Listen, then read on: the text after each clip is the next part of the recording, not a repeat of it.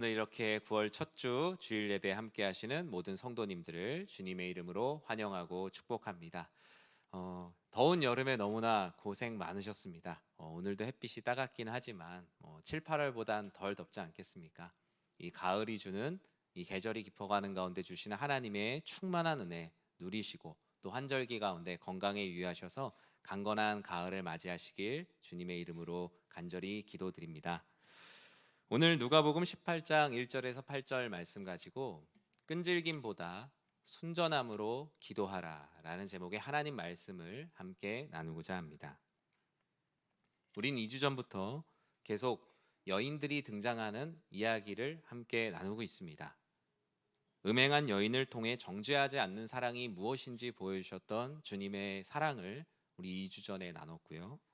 또 지난주에는 지극히 가난한 가부가 생활비 전부를 드릴 수밖에 없었던 부패한 종교 시스템을 고발하는 말씀, 우리가 어떤 모습으로 살아야 과부의 양식을 지킬 수 있을지 말씀을 나눴습니다. 제가 일부러 그렇게 말씀을 준비한 건 아닌데 이번 주도 과부의 이야기로 시작을 합니다. 그러나 지난 2주간의 이야기와는 분명히 다르죠. 왜냐하면 지난 2주간의 말씀들은 실화라면 이번 주의 말씀은 예수님이 비유로 말씀하신 것이기 때문입니다.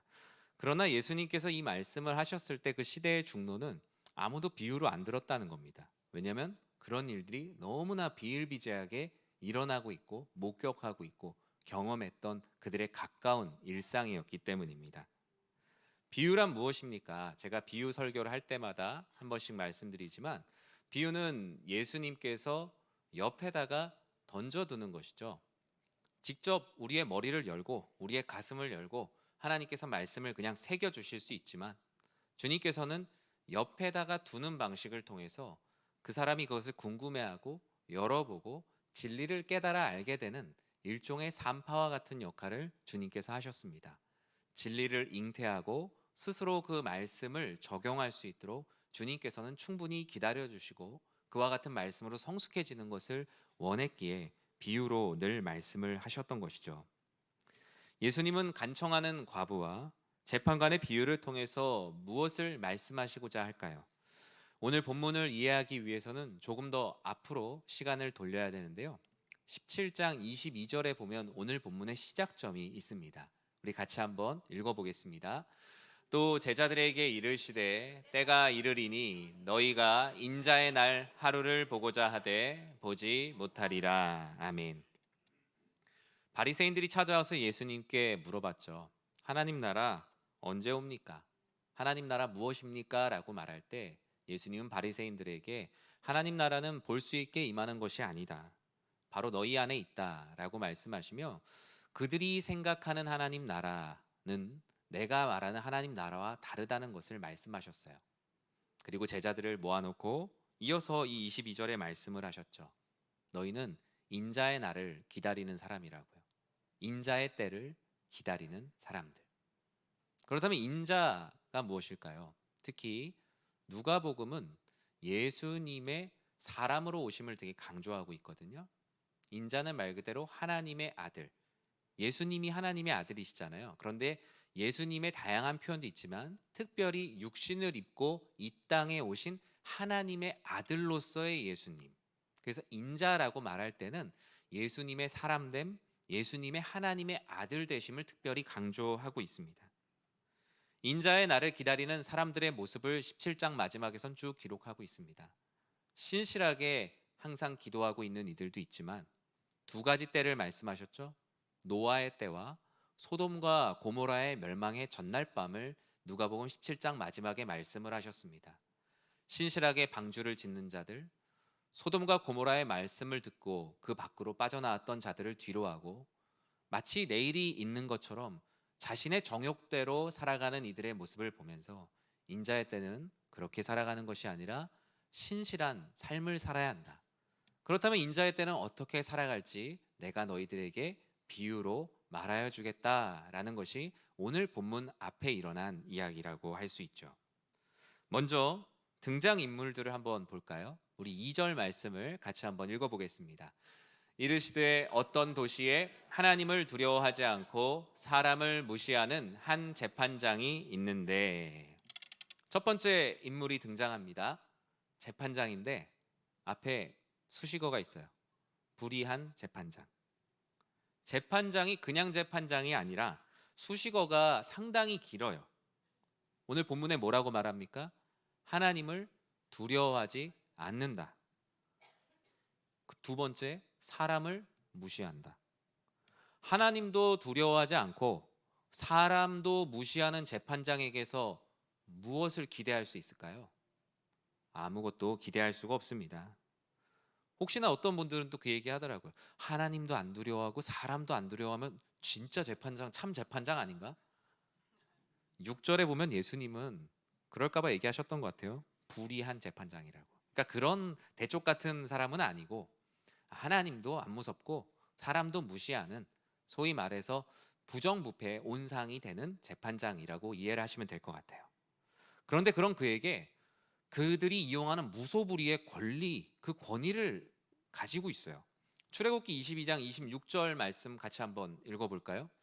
너는 재판장을 모독하지 말며 백성의 지도자를 저주하지 말라. 예전에 이 말씀을 참 목사님들이 많이 하셨어요. 네, 주의 종에게 섭섭하게 하면 안 된다. 함부로 얘기하면 집에 큰일 난다. 많이 들어보셨죠? 네. 그거는 뭐 주의 종이 아니라 모든 형제에게 동일하게 적용이 되는 거죠. 자기 권위를 자기가 세우는 것만큼 그 부끄럽고 초라해 보이는 게 없거든요. 옆에서 세워주는 게 진짜 권위잖아요. 그런데 재판장에게 있어서 제일 중요한 가치가 무엇입니까? 여러분이 생각할 때 재판장이 꼭 지켜야 되는 가치가 뭐예요?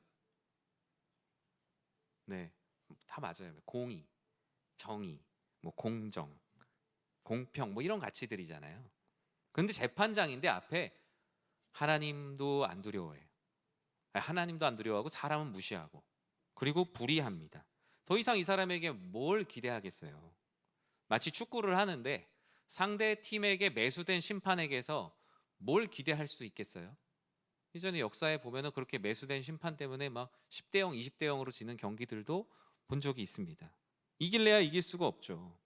이 사람에게는 공정한 재판의 결과를 기대할 수 없고 상식적인 재판의 결과 또한 얻을 수가 없어요. 이런 사람에게 찾아가면 시간 낭비예요. 가면 안 돼요.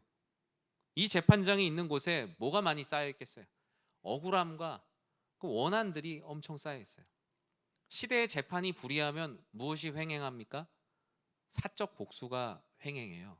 그래서 우리나라도 한 최근 10년 사이에 그런 사적 복수를 소재로 한 영화들이 되게 많이 나왔어요. 뭐 법이 심판하지 못하니까 내가 법이 되겠다. 법보다 가까운 게 주먹이 아니냐 라면서 그런 영화들이 참 많이 나왔어요. 물론 그렇게 해서는 안 되지만 왜 그랬겠어요? 억울하기 때문이에요.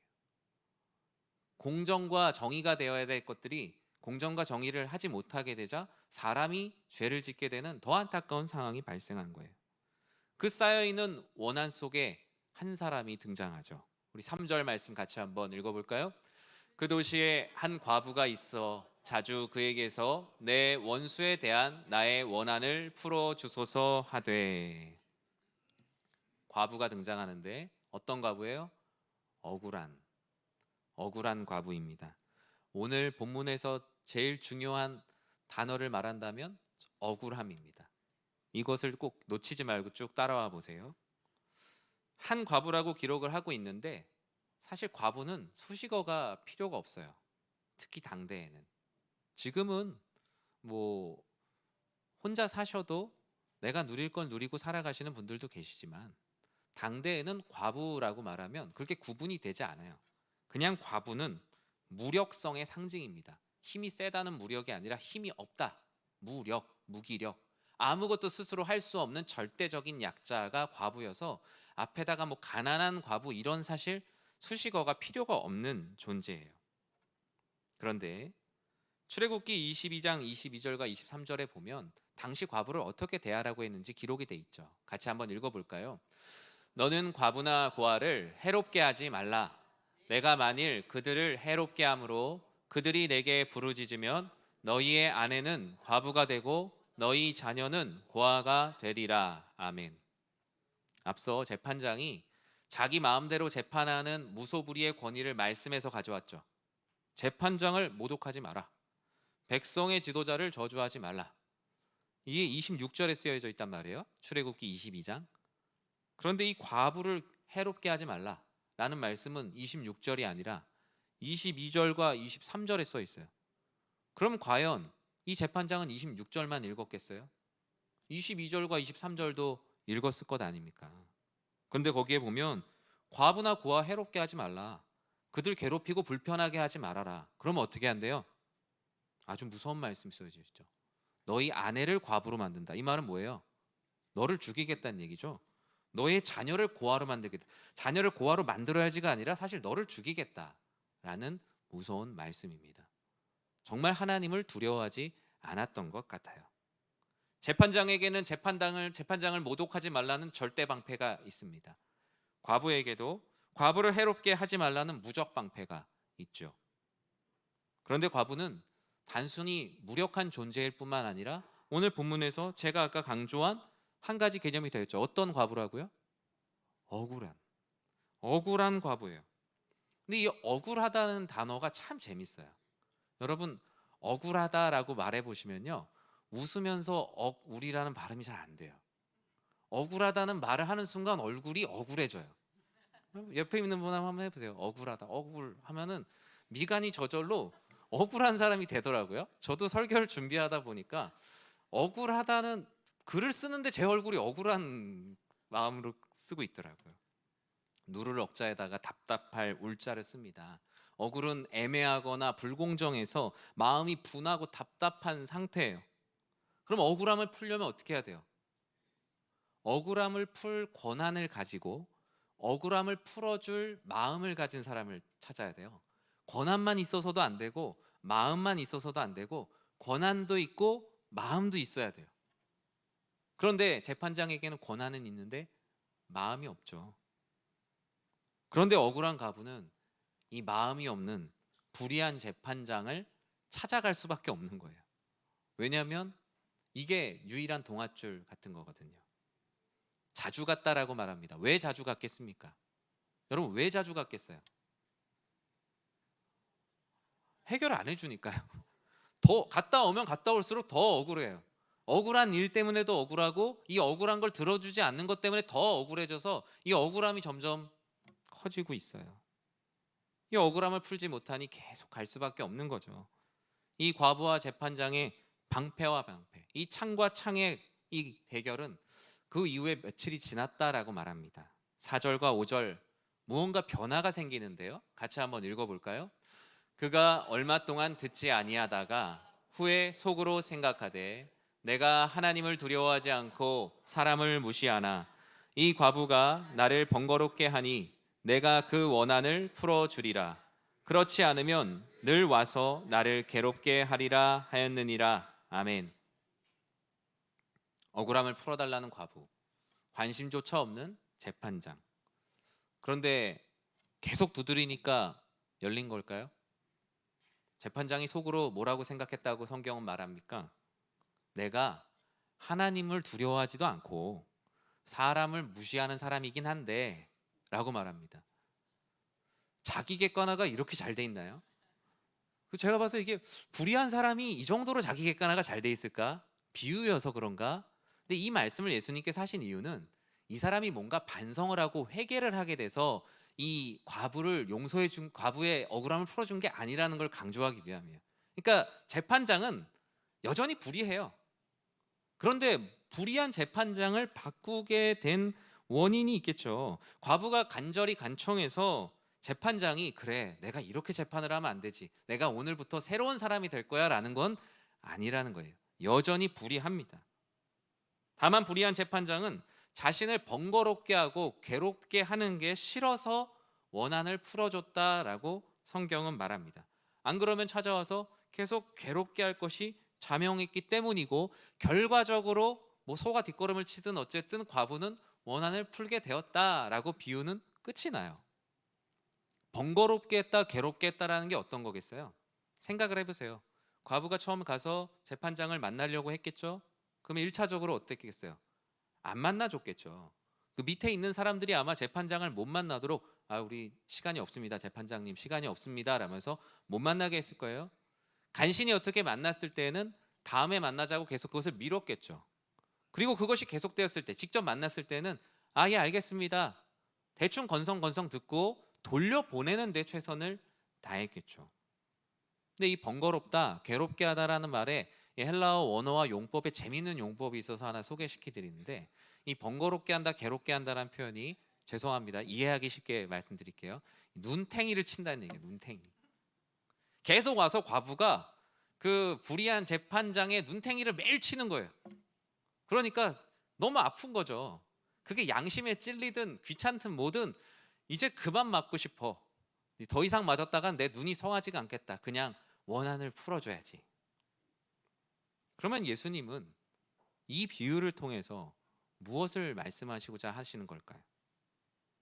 이 본문은 보편적으로 끝까지 기도해라, 끈질기게 기도하면 하나님이 들어주신다라는 본문으로 적용될 때가 있어요. 물론 오늘 본문을 통해서 내가 계속 기도해야겠다라는 마음을 갖는 건 되게 선한 마음이고요. 이 말씀을 그와 같이 2차, 3차적으로 적용할 수도 있어요. 이렇게 보통 말하죠. 봐라, 불의한 재판장도, 저 나쁜 놈도 억울한 과부의 저 억울함을 풀어주는데 하물며 하나님께서 너희가 끈질기게 기도하면 결국에 들어주시지 않겠느냐. 여러분, 하나님 바짓가랑이를 잡고 끈질기게 기도하십시오. 맞아요. 우리 안에 그런 감동과 적용이 될 때가 있어요. 그러면서 얘기해요. 여러분, 선생님, 집사님, 왜 기도 응답이 왜 안 되냐? 지금 거의 다 왔다. 이제 99번 했으니까 100번 기도하면 하나님께서 들어줄 거라고요. 그걸 안 해서 지금 하나님이 안 들어주시는 거라고요. 사실 목회적으로 이게 성도님들을 기도하고 독려하는데 되게 좋아요. 기도에 성도님들이 많이 나올 수 있도록 끈질기게 기도해야 됩니다 라면서 본문을 적용할 수 있어요. 물론 그와 같이 내가 기도하는 것을 배웠다면 참 좋지만, 오늘 본문에 예수님께서 말씀하시고자 하는 핵심하고는 조금 거기서 파생된 적용이라고 할 수 있죠. 주님께서는 번거로워서 여러분의 기도를 들어주시는 것이 아니에요. 목회자가 성도님들이 기도를 꾸준히 할 수 있도록 돕는다는 측면에선 바람직한 적용일 수 있지만, 끈질기게 기도하면 들어준다는 이 명제를 그대로 적용하게 되면 하나님의 주권과 하나님의 영광과 하나님의 목적은 사라지고, 그냥 내가 끈질기게 기도하면 하나님도 못 배겨. 그렇게 막 이단 교주들이 설교하는 거 봤어요. 내가 하나님 딱 붙들고 있다, 내가 기도하면 하나님이 안 들어주시고는 못 배긴다. 심지어 이런 표현도 들었어요. 내가 기도하면 하나님의 보좌를 움직인다. 그러니 끈질기게 기도해라. 하나님의 뜻을 바꿀 수 있는 것 같은 적용이 되어버려요. 이런 적용을 하나님의 뜻이 있지만 하나님 제 삶에 이런 은혜를 주십시오라고 기도를 할 수는 있지만, 오늘 본문이 말하는 핵심은 그것은 아니에요. 핵심은 억울한 과부의 끈질긴 기도가 아니라 하나님의 뜻에 맞는 순전한 기도를 하면 기도 응답은 받지 못하더라도, 즉각적으로 받지 못하더라도 낙심하지 말아라 라는 주님의 의도예요. 즉 오늘 본문이 말하고 있는 건 끈질김이 아니라 순전함이라는 것입니다. 1절에 그렇게 말씀하시잖아요. 우리 1절 말씀 같이 한번 읽어볼까요? 예수께서 그들에게 항상 기도하고 낙심하지 말아야 할 것을 비유로 말씀하시는데 목적을 정확히 말씀하셨어요. 항상 기도하고 낙심하지 말아라. 근데 여기에 우리는 항상을 끈질김으로 많이 생각하는데, 오늘 본문은 낙심하지 말아야 된, 낙심하지 않게 하시도록 하나님께서 기도하게 하시는 겁니다. 항상 기도하고 낙심하지 않도록 불의한 재판관과 억울한 과부의 비유를 통해서 말씀하세요. 제가 어떤 단어를 계속 붙들고 따라와야 된다 그랬죠? 억울함이에요. 여러분, 억울하다는 것에 전제가 있죠. 오늘은 끈질기게 기도하기보단 그 사람이 끈질기게 기도한 기도가 왜 억울함이었는지를 먼저 우리가 알아야 돼요. 억울하다는 것의 전제는 내가 잘했을 때 억울한 거예요. 내가 정당했을 때 억울한 겁니다. 내가 정당하지 않고 반칙을 했는데 그 판정에 대해서 반칙을 내렸다고 해서 가서 저 억울합니다. 물론 그런 사람도 있죠. 하지만 대부분의 경우엔 정당했고 합법적이었고 하나님 앞에도 신실하게 했는데 그와 같은 결과가 따라오지 않을 때 억울함이라고 말하는 거예요. 과부가 억울했던 이유는 그가 했던 기도가 순전했기 때문이에요. 그냥 끈질기게 기도하면 들어주겠다는 결론으로 가기에는 이 억울함이라는 전제가 우리 안에 있을 때에만 이것이 적용이 되는 거예요. 억울함에는 과부의 기도가 하나님이 보시기에 합당하다, 정당하다, 순전하다라는 전제가 반드시 있습니다. 오늘 본문은 기도하고 낙심하지 말라는 말씀이죠. 좀 더 정확히 말하면 하나님 앞에 너희가 부끄럽지 않은 기도를 했다면, 하나님 앞에 정당하고 순전한 기도를 했다면 당장 눈앞에서 그것이 이루어지지 않더라도 낙심하지 말고 항상 기도해라. 조금 다른 거예요. 그런데 하나님의 뜻대로 순종하다 보면 얼마나 낙심할 일이 많습니까? 예전에 사역하던 한 교회에서 성도님이 다니는 직장이 소위 이제 월화수목 금금금 같은 직장이었어요. 그러니까 매일 나가야 되는 직장이었어요. 그리고 그래야만 승진할 수 있고 그런 사람을 잘한다라고 칭찬해 주는 직장이었죠. 누구나 부러워하는 직장이었어요. 그런데 하나님 말씀대로 살려고 주일 예배라도 시간을 내서 예배를 드리러 가고 이런 일들을 했어요. 그러면은 보통 하나님이 내가 하나님 앞에 신실한 일을 하니까 칭찬해 주실 거야 라고 생각했는데, 사실 사람들로부터 들려오는 말은 불의한 말들이었어요. 너만 잘났냐? 너만 크리스찬이냐? 우리 회사에서 나도 교회 다니고 나도 신앙이 있다. 근데 우리 회사 원래 이렇게 해야 되는 거고 이렇게 해야 성공하는 거다. 유별나게 행동하지 마라. 그런 말들을 많이 들었죠. 보통 이러면 결말이 어떻게 나요? 그럼에도 불구하고 했더니 승진을 했더라. 그런데 아니었어요. 승진 혼자서만 못했어요. 승진 대상자에 포함이 안 돼 있어요. 억울하죠. 왜 억울하죠? 나 하나님의 뜻대로 신실하게 살려고 노력했잖아요. 하나님의 뜻대로 살았지만 낙심이 됩니까? 안 됩니까? 낙심이 돼요. 주님께서는 인자의 딸을 살아가는데 하나님의 뜻대로 살아가고 하나님의 영광을 위해 기도하다가 찾아오는 낙심하는 이들에게 오늘 말씀처럼 말씀하시는 거예요. 불의한 재판장도 하물며 그런데 너가 정당하게 기도하면서 억울해하는 그 억울함과 원한을 내가 안 풀어주겠냐. 그러니 낙심하지 말자. 그게 바로 종말의 때를 기다리는 마라나타의 신앙이란다. 7절에서 다음과 같이 말씀하고 있지 않습니까? 같이 한번 읽어볼까요? 하물며 하나님께서 그 밤낮 부르짖는 택하신 자들의 원한을 풀어주지 아니하시겠느냐? 그들에게 오래 참으시겠느냐? 이 말씀의 의도가 무엇입니까? 불의한 재판장도 억울한 과부의 간청을 들어주었는데 하나님은 의로우신데 너희의 원한을 내가 안 풀어주겠냐? 그런데 당장 지금 응답이 없다고 해서 그냥 끈질기게만 기도하면 내가 하나님 마음 바꾼다, 이게 아니라 너희가 끈질기면 뭐 얼마나 끈질길 수 있냐 라고 오히려 반문하시는 거예요. 불의한 재판장이 과부의 간청을 들어준 건 과부의 끈질김 그리고 자신이 편하고자 해서 들어준 것일 수 있죠. 그런데 예수님을 불의한 재판장하고 같은 선상에 놓으면 안 되죠. 끈질기게 불의한 재판장에게 기도하니까 들어줬으니까 예수님도 더 들어줄 거다. 예수님은 끈질김을 넘어서 심지어 끈질기지 않더라도 너희가 순전하게 단 한 번 기도한다면 그것을 내가 알고 원한을 풀어줄 거라고. 심지어 너희 안에 그리스도인으로서 정당한 삶을 살아가고 있다면 너희가 심지어 기도를 하지 못한다고 할지라도 내가 그 원한을 풀어줄 거라고. 나는 많이 찾아온다고 해서 못 이겨갖고 들어주는 분이 아니라 너희가 내 앞에 종말의 때 신실한 하나님의 백성으로 살아가면 심지어 기도하지 못한다고 할지라도 나는 들어줄 건데 왜 내 앞에 끈질김으로 승부를 하려고 하냐고.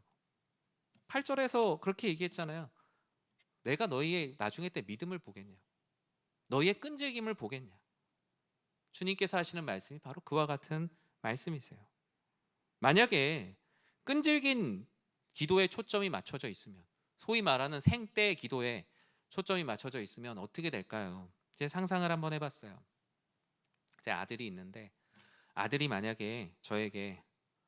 새벽에 2시에 찾아와서 아빠 딱 한 판만 밖에 나가서 도박 딱 한 판만 하고 올게요. 당연히 안 된다고 하겠죠. 말도 안 되는 소리야. 근데 새벽 기도가 있을 때마다 새벽 2시마다 와서 저를 깨워서 아빠 딱 한 판만, 딱 한 판만. 네, 어제도 저한테 체스를 하자 그래서 5판을 하고 잤거든요. 그런데 뭐 체스야 즐겁게 할 수 있는 일이니까. 그런데 아이가 도박을 딱 한 판만 하게 해달라고 계속 찾아오니까 너무 힘들어갖고 그래 내가 들어줄게 그러면서 적용을 이렇게 하는 겁니다. 여러분, 끈질기게 기도하면 심지어 도박이라고 해도 하나님이 들어주십니다. 정말 무서운 적용인 거예요. 끈질기게 기도해야 되는 건 맞지만 끈질기게 기도하면 하나님이 들어주셔야 되는 건 아니라는 거예요.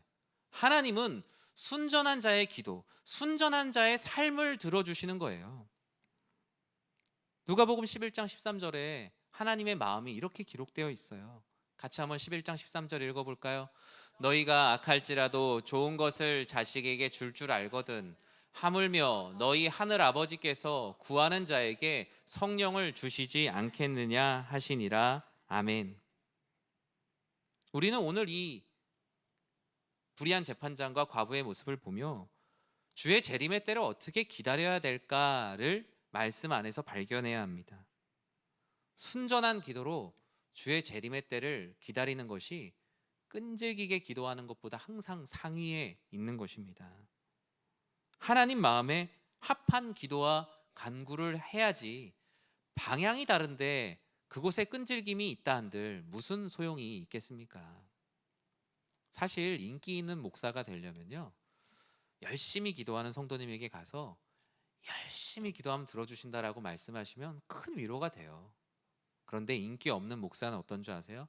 열심히 기도하는 성도님한테 가서 뭘 기도하냐고 물어봐요. 그런데 그 기도를 들어보니까 이렇게 기도하면 안 될 것 같은 거예요. 근데 그 성도님에게 가서 이렇게 기도하는 것보다 하나님 마음에 이것이 맞으니까 이렇게 기도하십시오 라고 얘기하면 사실 그 성도님이 기분 나빠하실 수도 있어요. 그런데 목사는 저는 그래야 된다고 생각해요. 가서 그렇게 권면할 수 있어야 돼요. 그리고 여러분 주변에 그런 목회자와 그런 성도와 그런 가족이 있어야 되고 여러분도 그렇게 할 수 있어야 돼요. 그래야만 다른 방향으로 열심히 뛰어가는 사람을 막을 수 있어요. 잘못된 기도로 끊임없이 기도하면 그게 무슨 소용이 있습니까? 내 욕심으로 끝까지 기도해서 하나님의 마음을 움직인다? 하나님께서 그 마음을 움직이실까요? 오히려 기도할 수 없어도, 내가 기도에 나올 수 있는 시간도 없고 삶이 너무나 힘들고 지쳐도 주의 재림의 때에 내가 하나님의 뜻대로 살아가고자 하는 그 작은 조각 같은 마음을 주님께서 응답하시고 그 원한을 풀어주세요. 그 마음의 억울함을 풀어주세요. 여러분, 억울함을 풀어주는 건 끈기가 아니라 진짜로 억울한가, 그것을 먼저 내가 하나님 말씀 안에서 돌아보고 정말 억울한 일이라면 하나님께서 반드시, 심지어 내 생에 이루어지지 않는다 하더라도 주의 재림의 때에는 반드시 밝히 드러내 보이신다는 거예요. 그래서 낙심하지 말라. 낙심하지만 내 욕심대로 안 되는 거 낙심하지 말라가 아니라 주의 재림의 때에 그것이 억울함이라면 절대로 안 풀리는 일 없이 다 풀어주실 거라고. 저는 우리 사랑하는 성도님들이 그리스도인으로 살아가는데 얼마나 억울함이 많으시겠어요. 그 억울함 하나님께서 하나님의 때에 반드시 풀어주실 것을 믿습니다. 다만 우리는 이게 내가 억울할 일인가?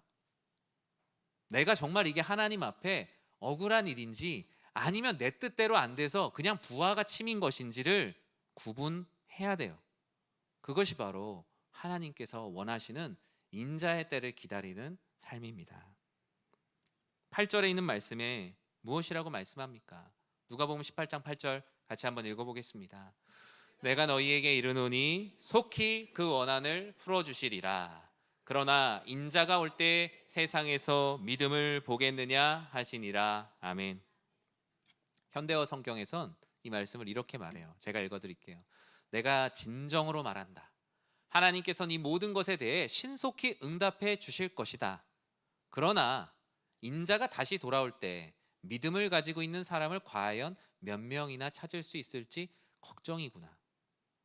하나님 앞에 억울하다면 하나님께서 반드시 들어주실 것을 갖고 있는 믿음이 있는 사람이 과연 얼마나 있을지 걱정이구나. 이 말씀이기도 하고요. 또 두 번째 말씀은 이런 거예요. 과연 끈질기게 기도하면 들어준다고 하는데 과연 주의 재림의 때 내가 너희가 끈질기면 얼마나 끈질기겠냐? 과연 그 끈질김으로 구원을 한다면 구원받을 사람이 하나라도 있겠냐라는 두 가지 의미를 다 담고 있는 거예요. 결국 이 말씀은 순전한 마음으로 내 기도가 합당한지 정당한지 하나님의 마음에 합한 기도를 항상 하라. 그러면 낙심할래야 낙심할 수가 없다. 너희 주의 재림의 때에 너희의 억울한 모든 것, 그리스도인으로 살아가면서 겪었던 모든 아픔과 슬픔들과 애통함과 고통을 내가 다 풀어줄 것이다. 그러니 이 땅 가운데 우리 낙심하지 말자라고 하시는 것이 오늘 말씀의 핵심입니다. 말씀을 맺습니다. 믿음이란 무엇일까요? 때를 쓰면 들어줄 것이다 라는 것은 믿음이 아니라 자기 확신이 될 수 있어요. 믿음은 극단적으로 말했을 때 전혀 때를 쓰지 않아도 하나님께서 내 순전한 마음을 아시고 들어주실 것이라는 확신이 바로 믿음입니다. 하나님은 우리가 때를 많이 쓴다고 들어주시는 불의한 재판관 같은 분이 아니세요. 심지어 때를 쓸 수 없이 내가 너무나 우울하고 슬프고 완전히 쓰러져서 기도조차 할 수 없을 때에도 내가 하나님의 뜻 가운데 신실하게 살겠다는 그 작은 마음이 있으면 그 원한을 풀어주십니다. 그래서 여러분, 무언가 내가 하나님의 뜻대로 하고 있는데 잘 이루어지지 않을 때 내가 기도를 더 많이 쌓지 않아서 그런 마음 갖지 않으셔도 돼요. 내 마음이 순전하다면, 내 마음이 하나님의 뜻에 합하다면, 오히려 더 많이 생각해야 되는 건 이 기도가 정말 하나님께서 기뻐하시는 기도인가. 우리는 그것에 집중해야 합니다. 그러면 때를 쓰지 않아도 우리의 마음을 다 아시기 때문에 주님께서 이루어 주십니다. 여러분, 응답이 없어도 낙심하지 마십시오. 하나님의 뜻 가운데 잘 하고 있다면 하나님께서 오늘 말씀에서 잘 하고 있다, 낙심하지 말아라 라고 주시는 주님의 사랑의 권면입니다. 우리 사랑하는 성도님들, 우리가 우리의 것을 이루기 위해 생떼를 부리며 슬퍼하는 삶이 아니라 하나님께서 원하시는 것으로 묵묵히 기다리며 낙심하지 않는 사랑하는 모든 성도님들 되시길 주님의 이름으로 간절히 축원합니다.